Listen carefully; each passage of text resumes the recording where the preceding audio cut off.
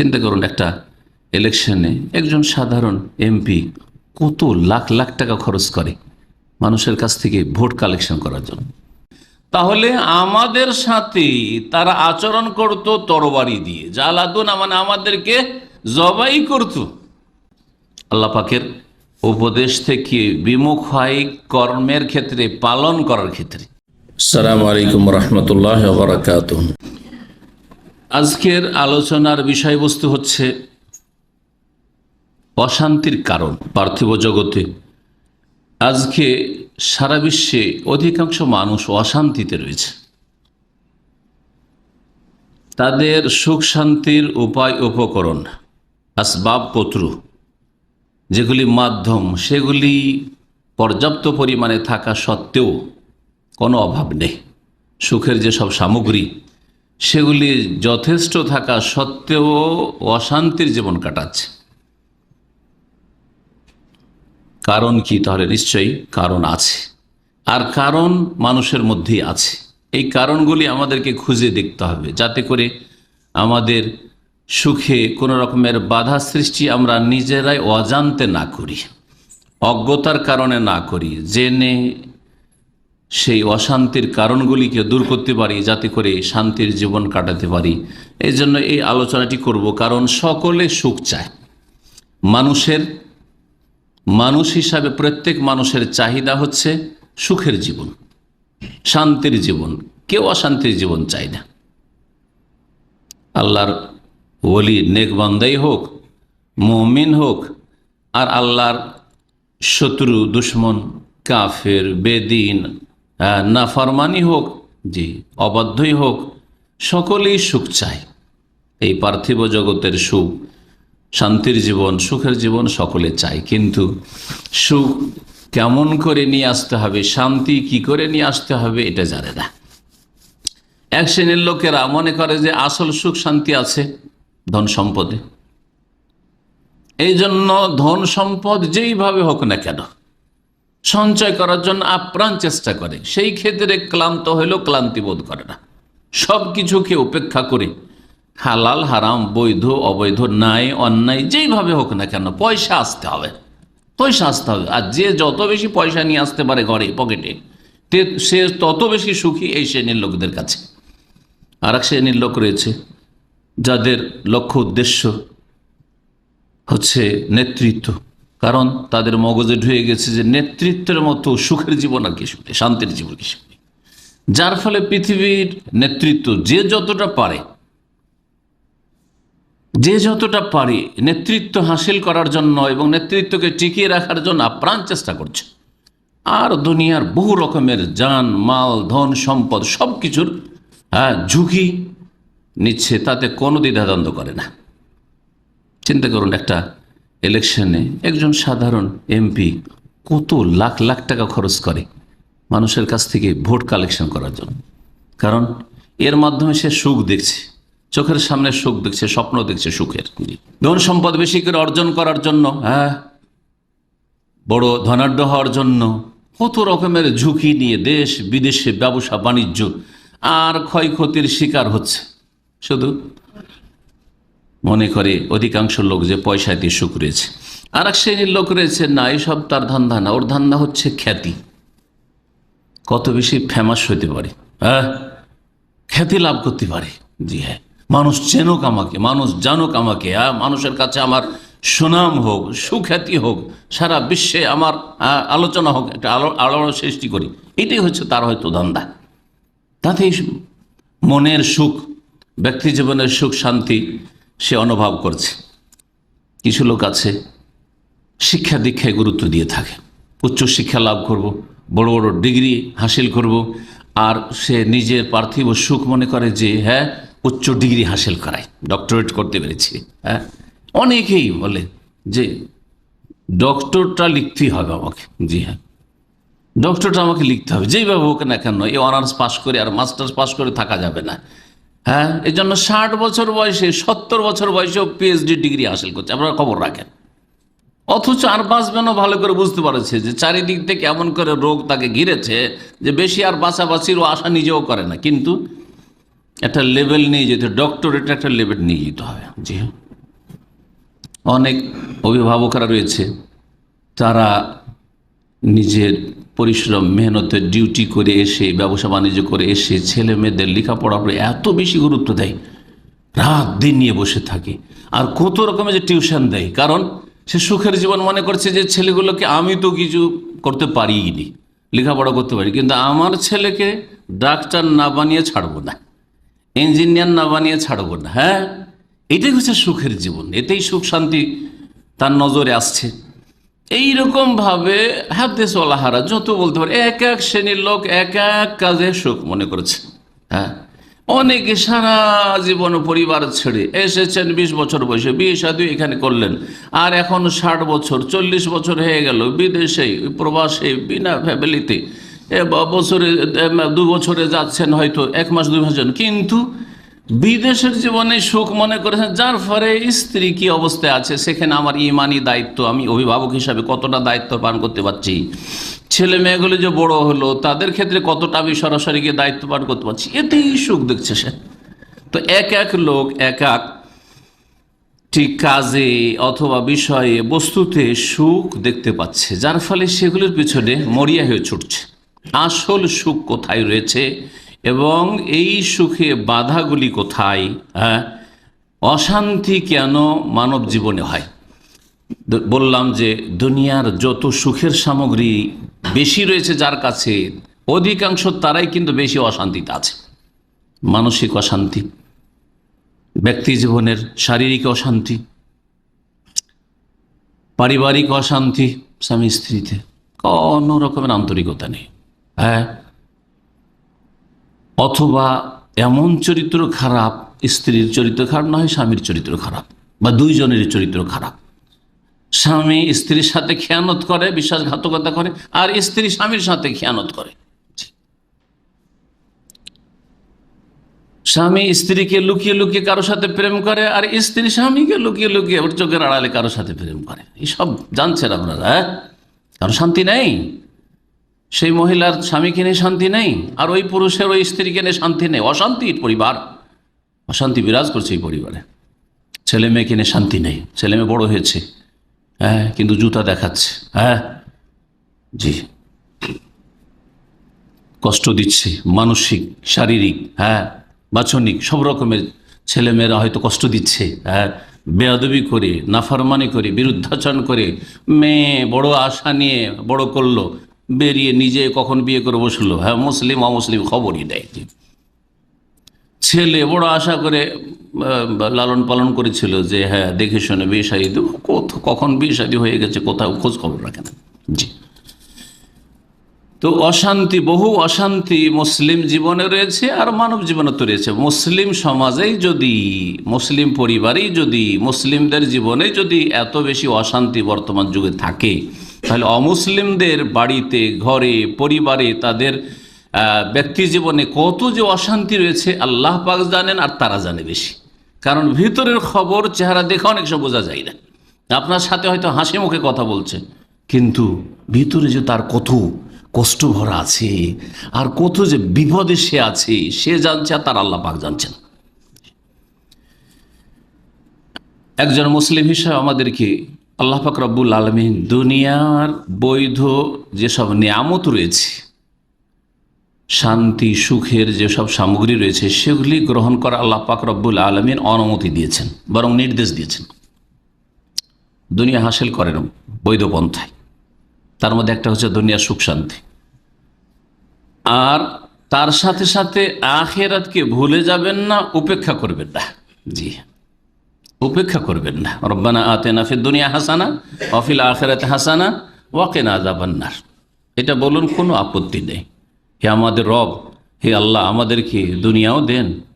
দুনিয়া মানে সব কিছু, হ্যাঁ, মানসিক শান্তি, হ্যাঁ, শারীরিক শান্তি, পারিবারিক শান্তি, সামাজিক শান্তি, অর্থনৈতিক শান্তি, নিরাপত্তাগত শান্তি, সব রকমের শান্তি, হ্যাঁ, রাষ্ট্রীয় শান্তি, হ্যাঁ, আন্তর্জাতিক শান্তি, বাড়িতে শান্তি, বাড়ির বাইরে শান্তি, সফরে শান্তি, দেশে শান্তি, বিদেশে শান্তি, যেখানে আছেন সেখানে সুখ শান্তি।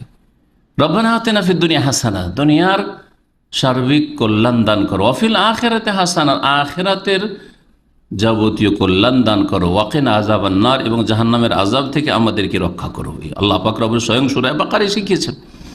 এবং আল্লাহ পাক তারপর উলাইকা লাহুম নাসিবুম মিম্মা কাসাবু, যারা এই রকমের দোয়া করে, দুনিয়াও চায় আর আখিরাতও চাই। ওয়ালা তানসা নাসিবাকা মিনাদ দুনিয়া, দুনিয়াকে উপেক্ষা করিও না দিন করতে গিয়ে বা আখিরাত তলাশ করতে গিয়ে।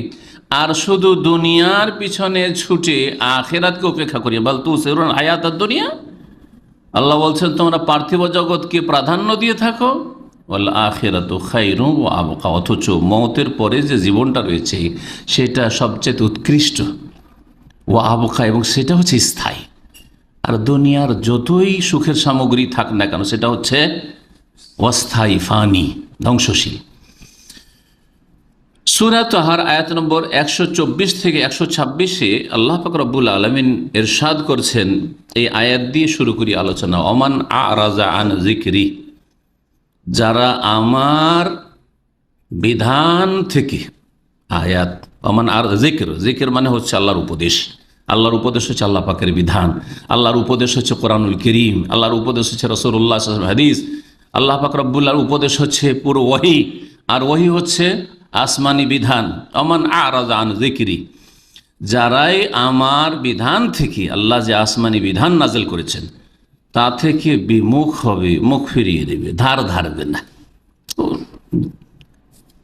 পেট নিয়ে চিন্তা, তার যৌন ক্ষুধা নিয়ে চিন্তা, দুনিয়ার সুখের সামগ্রী নিয়ে চিন্তা।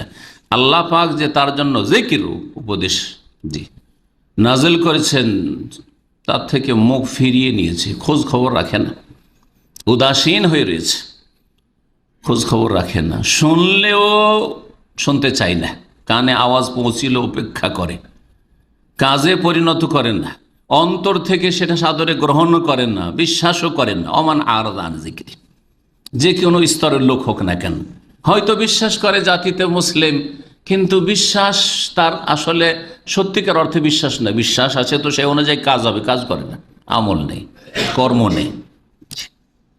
আল্লাহ পাকের উপদেশ থেকে বিমুখ হয় কর্মের ক্ষেত্রে, পালন করার ক্ষেত্রে, নাফরমান গুনাহগার মুসলিমরা। আর একজন মুনাফিক মুসলিম, নাস্তিক মুসলিম, বেদিন মুসলিম, সে বিশ্বাসই রাখে না জন্মসূত্রে যদি ইসলাম পেয়েছে, সে পুরোপুরি বিমুখ, অবিশ্বাসী বিমুখ।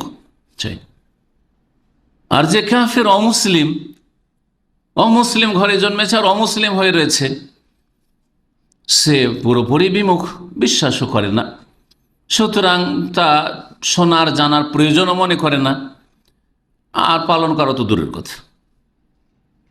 এইরকম এক কথায় মুসলিম সমাজের ফাঁসে গুনাহগাররা, যারা বড় বড় কাবিরা গুনাহ করে ফরজ ওয়াজিব ছেড়ে, অথবা হারাম নাজায়েজ কাজ করে, অথবা মুসলিম সমাজে আল্লাহ পাক সৃষ্টি তো করেছেন কিন্তু সাবালক হওয়ার সাথে সাথে তারা তাদের পারিপার্শ্বিক অবস্থার কারণে, তাদের কুশিক্ষার কারণে, তাদের ভুল প্রশিক্ষণ তরবিয়তের কারণে, বাবা মা অসৎ হওয়ার কারণে, বা বাবা মা নিজের দায়িত্ব ঠিক ইমান ইসলামী দায়িত্ব পালন না করার কারণে তারা বেদিন হয়ে গেছে, তারা নাস্তিক হয়ে গেছে, তারা আল্লাহ পরকাল থেকে গাফেল, উদাসীন হয়ে গেছে। ওমান আরাজা আন যিকরি, তারা আল্লাহ পাক রব্বুল আলামিনের উপদেশ থেকে মুখ ফিরিয়ে নিয়েছে। আল্লাহ বলছেন ফাইন্না লাহু মাঈশাতান দানকা, নিঃসন্দেহে তাদের জন্য রয়েছে সংকীর্ণ জীবন, সংকুচিত জীবন, অশান্তির জীবন। দানকা, অশান্তির জীবন রয়েছে, মনের ভিতরে অশান্তি, শারীরিক অশান্তি, জি হ্যাঁ, পারিবারিক অশান্তি, জি।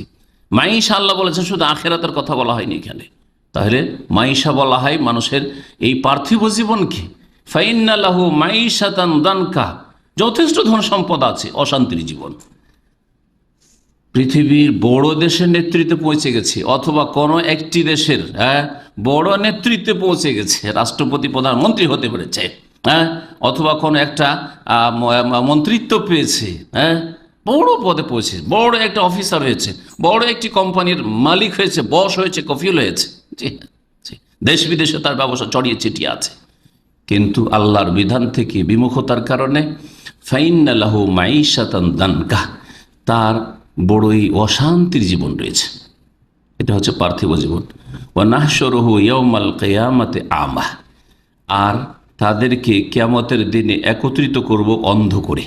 যারা আল্লাহর উপদেশ থেকে দুনিয়াতে বিমুখ ছিল, মুখ ফিরিয়ে রেখেছিল, তাদেরকে আল্লাহ অন্ধ করে উঠাবেন। তখন তারা বিচার দিবসে হাসরের মাঠে বলবে, কালা রব্বি লিমা হাসারতানি আমা, হে আমাদের রব, হে আমাদের প্রতিপালক, আমাদেরকে অন্ধকারে কেন উঠিয়েছেন?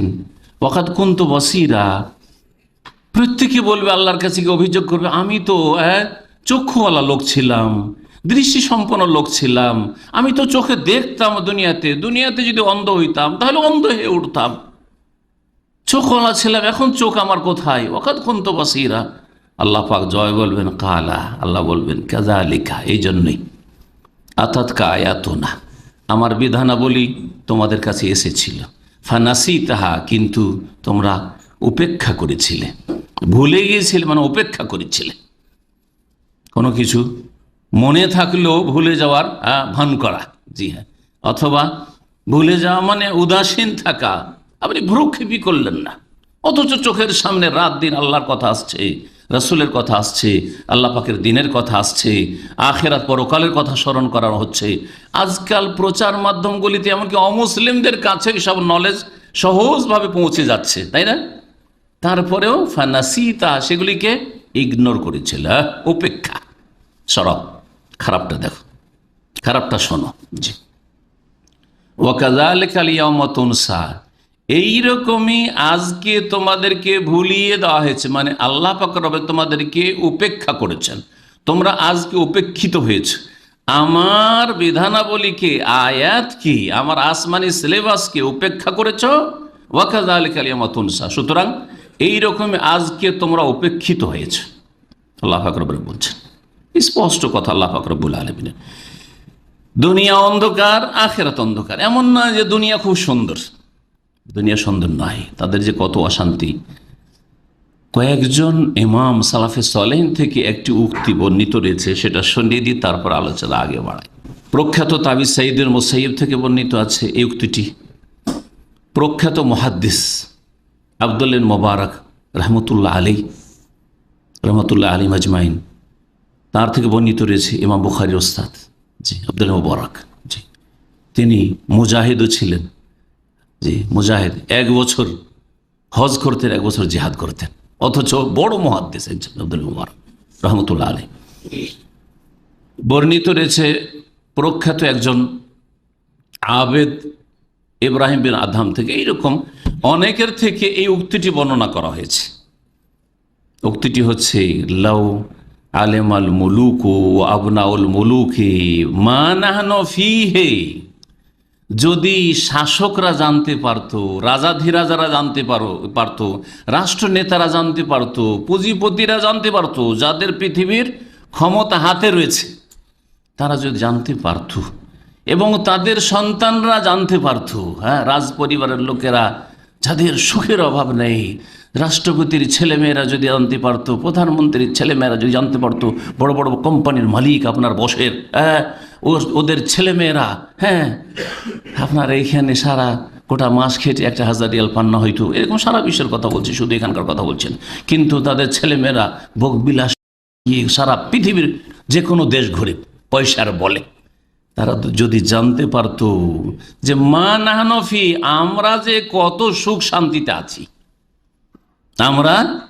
অর্থাৎ সত্যিকার যারা মুমিন, আল্লাহ পরকালে বিশ্বাসী, সৎকর্মশীল, তার সাথে সাথে আল্লাহর দ্বীনের জ্ঞান রয়েছে, এলম রয়েছে, আমল রয়েছে, ঈমান রয়েছে, এবং এলম যেমন রয়েছে তেমন আমল করার পরে অন্যদেরকে আল্লাহর দ্বীনের দিকে, সেই সঠিক জ্ঞানের দিকে, দুনিয়া আখিরাতের সুখময় জীবন গড়ার জন্য দাওয়াত দিয়ে থাকেন। সূরা আসরে যে বিষয়গুলি বলা হয়েছে, এই যে জীবন, এটা হচ্ছে উলামায়ে কেরামদের জীবন, এটা হচ্ছে আইম্মায়ে কেরামদের জীবন, এটা হচ্ছে সাহাবায়ে কেরামদের জীবন রাদিয়াল্লাহু তাআলা আনহুম আজমাইন, এটা হচ্ছে তাবেঈনদের জীবন, এটা হচ্ছে ওইসব আইম্মায়ে কেরাম যাদের দিকে ইঙ্গিত করলাম, তাদের এবং তাদের মতো সকল যারা আইম্মায়ে ইসলাম, তাদের জীবন, আল্লাহর নেক বান্দা, আল্লাহর আউলিয়া, তাদের জীবন। যদি জানতে পারতো দুনিয়ার এই যাদের দুনিয়ার সুখের সামগ্রী যাদের কাছে, তারা যদি জানতে পারতো যে আমরা কত সুখে আছি, লাজালাদুনা বিসয়ুফি, তাহলে আমাদের সাথে তারা আচরণ করত তরবারি দিয়ে। জালাদুনা মানে আমাদেরকে জবাই করত, আমাদেরকে জবাই করত তরবারি দিয়ে, আমাদেরকে বেঁচে থাকতে দিত না।